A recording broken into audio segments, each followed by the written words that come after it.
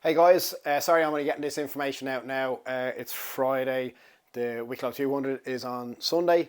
Would have liked to get it out a little bit earlier than week, but hopefully better late than never, and you've still got a couple of days to get yourself sorted if you're not already. So just going to go through some nutritional things in terms of prepping yourself for the Wicklow 200.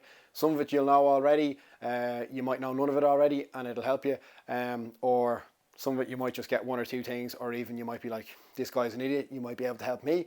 Or it might just confirm what you already know and you're happy that you're in a good place. So we'll start with the basics. Okay, so water. So you want two 750ml bottles at least. Okay, that's a good size to carry a decent amount of water. These smaller 500mls aren't really going to cut it, so get yourself bigger water bottles. We have them available here at Element.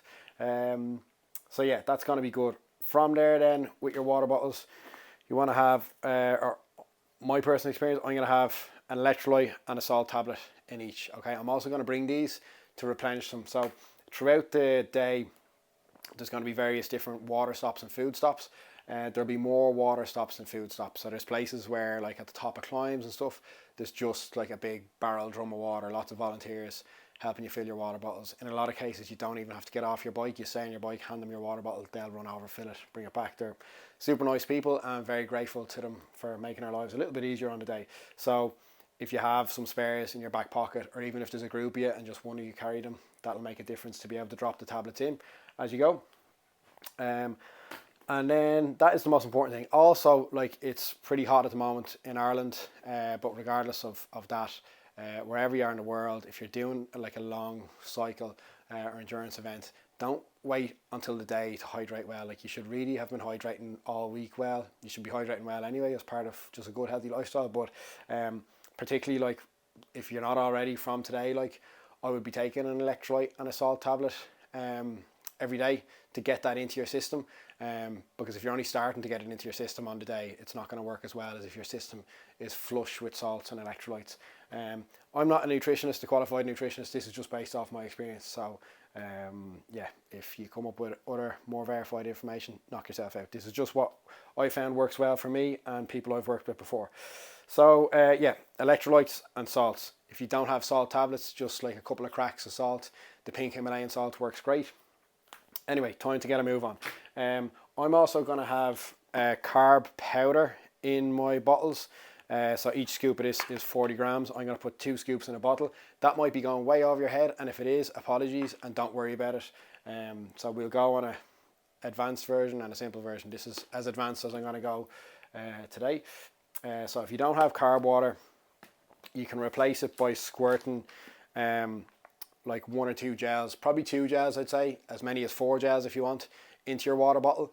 The problem with putting gels in your water bottle and then having gels as well is that it's just a lot of the same product swishing around your stomach. So I prefer, like, at least if I have the carb powder, that's one type of product, and then when I'm on the bike, if I'm taking a gel, it's another type of product. So at least your stomach is like getting different sources of mad sugary energy rather than all the same one. If you get all the same one, it might just build up and want to flush itself out, which is not going to be too nice on the bike. So I like having varied sources as much as you can. You want 60 to 90 grams of carbs per hour. Again, that's going to go way over some people's heads, but if you eat something every 20 minutes, that will roughly see you right. Now, what you eat is important, okay? Again, we can get into as little or as much detail as we want. Going to try and keep it fairly simple, but a gel typically has 20 to 30 grams of carbs in it. So like this Kinetic gel has 20 grams, cola flavor, tastes delicious. This Precision Nutrition one has 30 grams, so a little bit more. So between the two of them, that's 50 grams. If I had the two of them and maybe like a Nature Valley bar, which is not great, but it's, some people like the taste of it, it's easily accessible, you get it in your local supermarket or whatever. If I had the 3 of them in an hour, I'd be pretty well set up once I'm keeping on top of my hydration as well. Okay, so you multiply that, if you're doing the 800, it's going to take you anywhere, if you're fast, 7.5 hours to 10 hours, depending. So figure out, okay, how many hours am I going to be on the bike? That's what I need. You need to stuff your pockets of your jersey. That's what they're there for. When you start the Wicklow 200, you'll be absolutely laden down at the back. But the good news is you'll get lighter as you go and you eat. The food is going to go from the back of your jersey into your stomach. But yeah, something every 20 minutes and have these. I like to have a variety of stuff. You have this gel as well from Precision Nutrition, is 90 grams of carbs. So like if you had one of them an hour, this is more of a jelly texture, so you can kind of squirt a bit. You can also screw the cap back on, put it back in. But again, I wouldn't want to be relying on just having 8 of those over the course of 8 hours. Mix up your fuel sources. These are carbohydrate chews, kind of like jelly blocks, but good source in them. To make it much simpler, Cliff Bar, should know this off the top of my head, 37, so 40 grams of carbohydrates. So you could have one Cliff Bar and one gel in an hour. That'll give you 60 grams of carbs thereabouts. You'll be pretty well set up with that. So again, like, you know, two gels and a shit bar, or a really good bar and one gel will do you for an hour. I overate Cliff Bars over the years, and I really just can't eat them anymore. It's a bit like I had too much Bulmers when I was a teenager, and now I can't drink cider. So I won't be having too many of these, but I'll probably have like 1 or 2. These Naked bars kind of are a bit more fatty than carby, but there's still 20 or 30 grams of fuel in them. And then these Delicious Liella bars, they come in lots of different flavors. Good portion of carbs in them, and again, it's just like a different sensation in your mouth. These are really fucking tasty, so I look forward to having these. I don't have them at the start. I have them when I feel fucking miserable and need a little pick me up. Same, like you'll pick up cans of Coke on the way, or different things at food stops. Scones in Lara are famous. So food can boost your morale when you're tired and knackered and feeling sorry for yourself on the ride. Niall's famous Rice Krispie squares for anyone that was involved last year.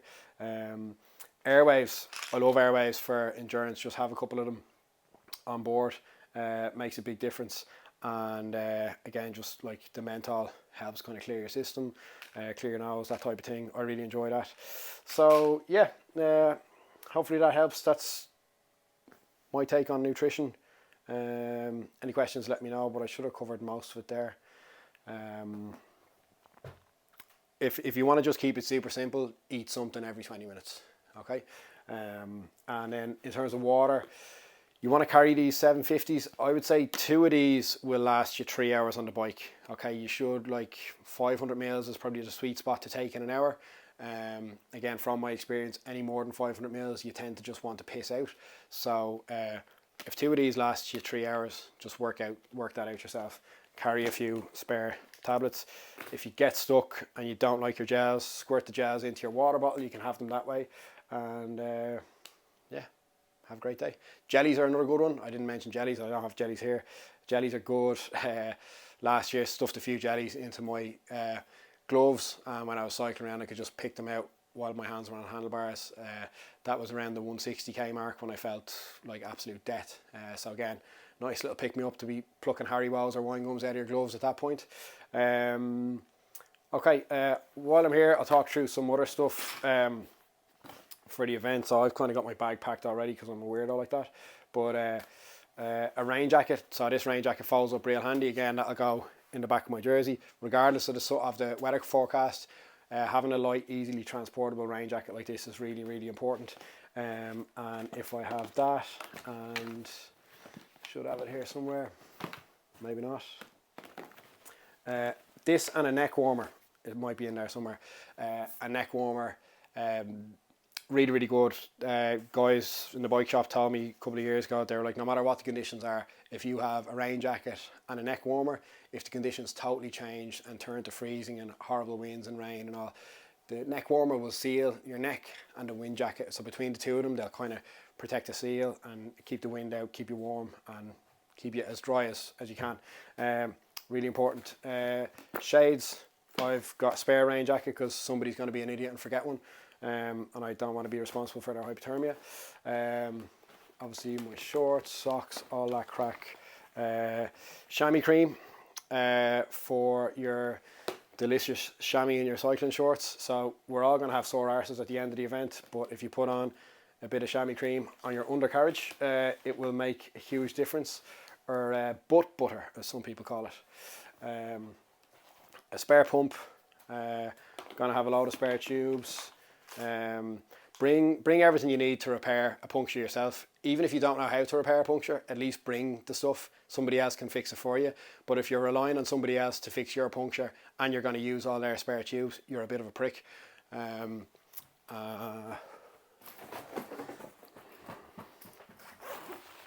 then saddlebag for said spares, so your spare tubes, your gas canisters, or if you have a micro pump, just put that in the back of your jersey or clip it on your bike.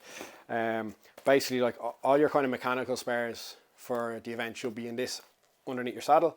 And then you can also have a similar one of these on your top tube, just where your handlebars are. And if that has all your fuel in it, not all of it, but some of it, it makes it easier, so you're not always having to reach to the back of your jersey to get your fuel. You've got some of it already preloaded in here.